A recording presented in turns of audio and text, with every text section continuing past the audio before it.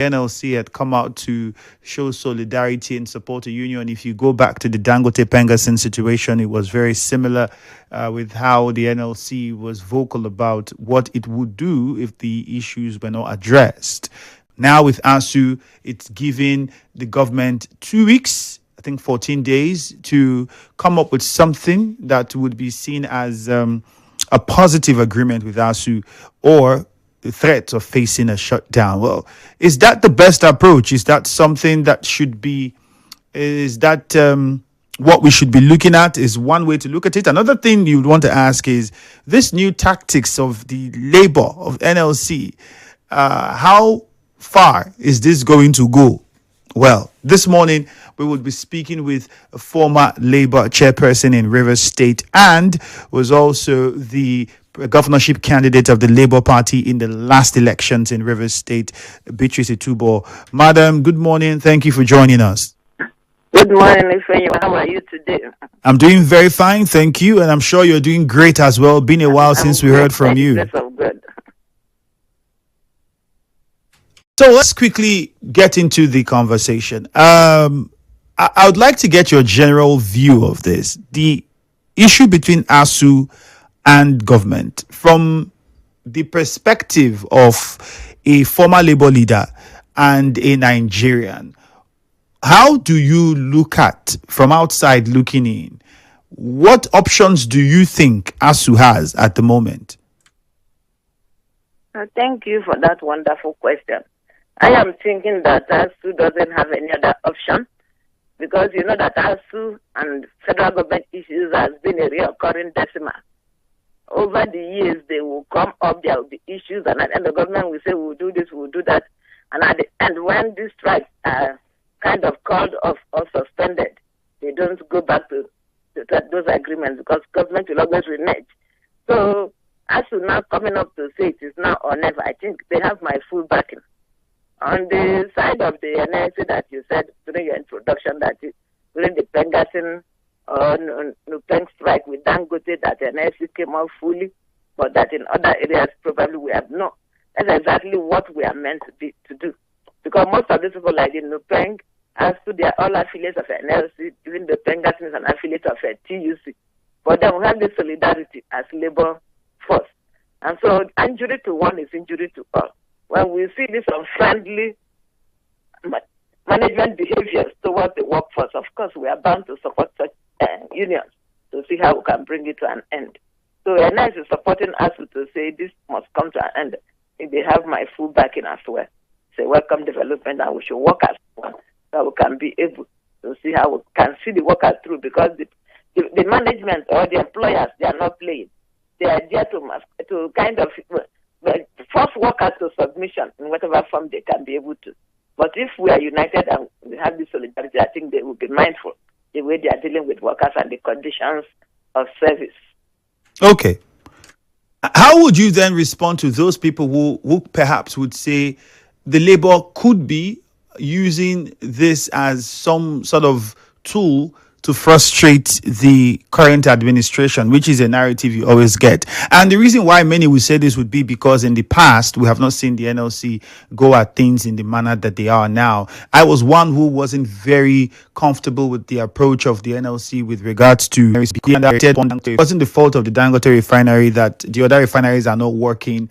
And now that's where people now look at the unions and say, you've been in that sector and these things have been the way they are.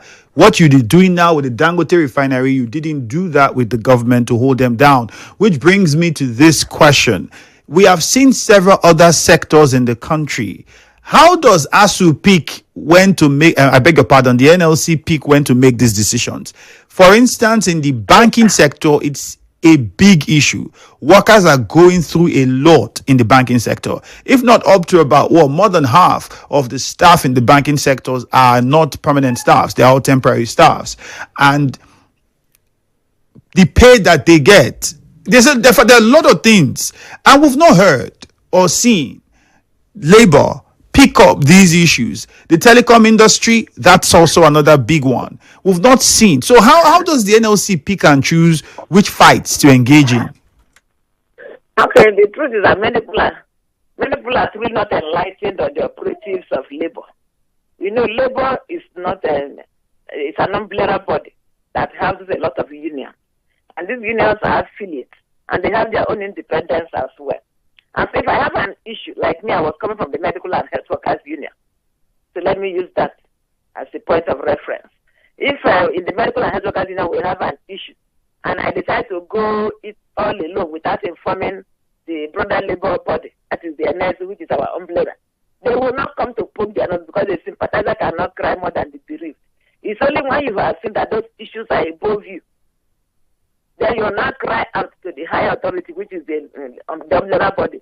Come to our aid, this is what is swallowing us up. Then, of course, they can come. Some of the union leaders feel that they are comfortable with the management.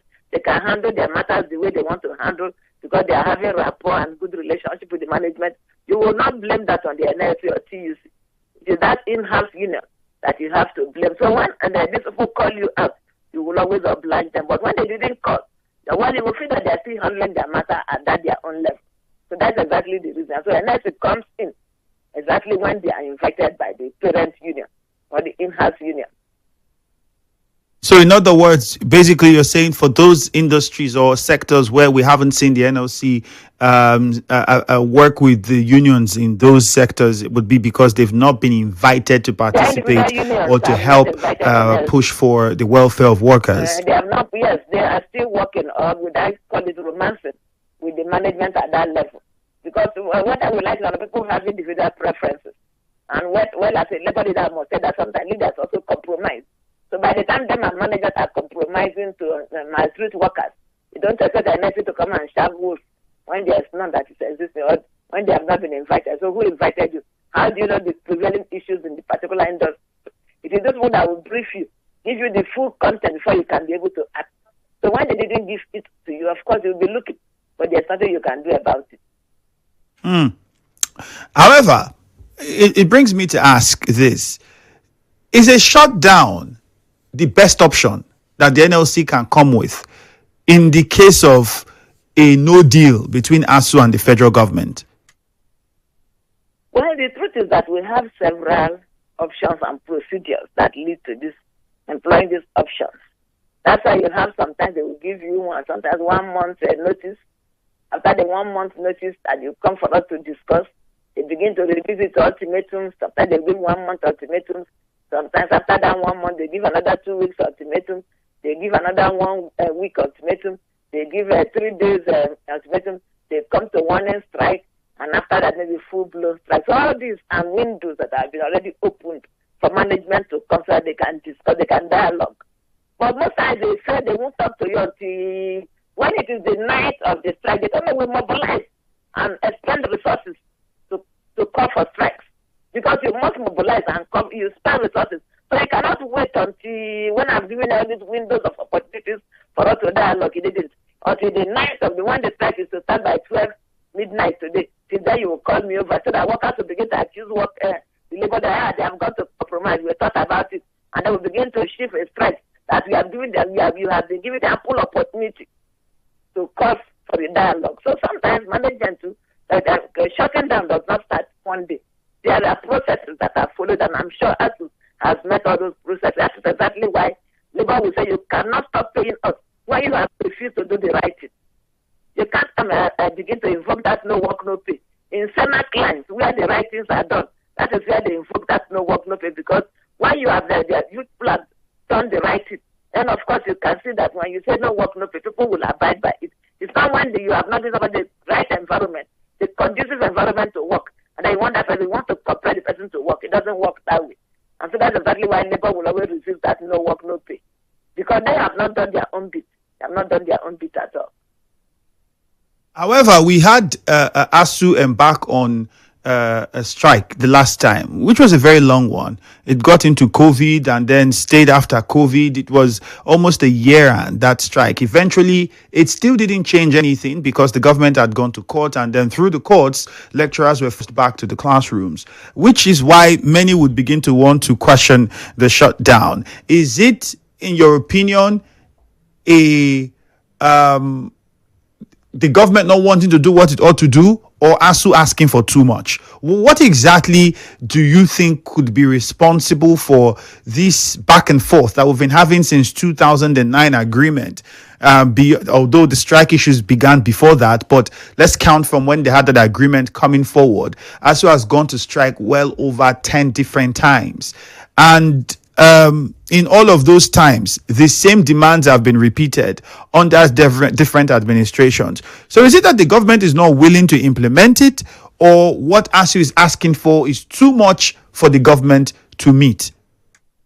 ASUU couldn't be asking for too much. When they went into that earlier negotiations where all these issues arose, government was not blindfolded. They were not coerced to accept what ASUU presented. They all looked at it, set up committees, and the committees had to work out and came out with those demands, which they said government will implement step by step. And so you don't come at the middle of the match to change the goalpost. You have agreed on this, and ASUU is just standing on it. Implement what you have already accepted that you will implement. I don't think there's any big deal about that. And if government is sincere on this part, they can call ASUU, sit on a round table. Okay, yes, we agree. We agreed on this because government is a continuum. You cannot tell me that you are not the one who signed the bill, therefore you will not implement it. No, it is not done that way. If you know that you will not come to continue with what the assets and liabilities of your predecessor, then stay in your home. Don't even come to elective office. So at the end of the day, they have to see, they can call them sincerely and say, okay, these are the issues, these are the issues. We can be able to implement this. For now, we'll do this for now. We'll set machinery in motion to do this other one. And then sincerely you begin to follow up what you have said you would do. And of course there will be no problem. You think ASUU is happy going on strike? Don't they have children in the universities? The NLC that is wanting to join them, don't we have children in the universities? And we have that the whole year is lost over something that would have been avoided. Nobody is happy. And that's why the parents go up taking their children to private schools where they pay exorbitantly, but they will have the good schools being at the government schools with qualified lecturers, and yet they don't want to give them their best. So I don't think anything is wrong, and that's exactly why NLC is coming in. Because if only ASUU is striking, government may not take it very seriously because it is only one sector that is involved. But if NLC is coming in solidarity, and the whole and the entire economy is going to be at risk, I think government will take it more seriously this time and begin to act positively. So I think the time is right now that they should act so that everything can be put in their right perspective. What then would be the fate of students in state institutions? I mean, for Rivers State, instance, it's been smooth working relationship with the institution, the government. But then if the shutdown is the way to go, if the impasse continues between ASUU and the federal government, have we considered how that would affect those state institutions who have to do with all of this and the students who attend those institutions? Well, it is called solidarity. And as you know, if they have one calendar, and if at the end of the day some schools are opened, others are not opened, it will still not go there. Because at the end of the day, when you finish, you cannot go to NYSC. You will still wait for that. That's why you see that most of these times when schools are on strike, and then you see that the calendar, NYSC, you see that they will have 1 year that is a kind of shortfall. And so it is something that all of us should come together and face it in solidarity.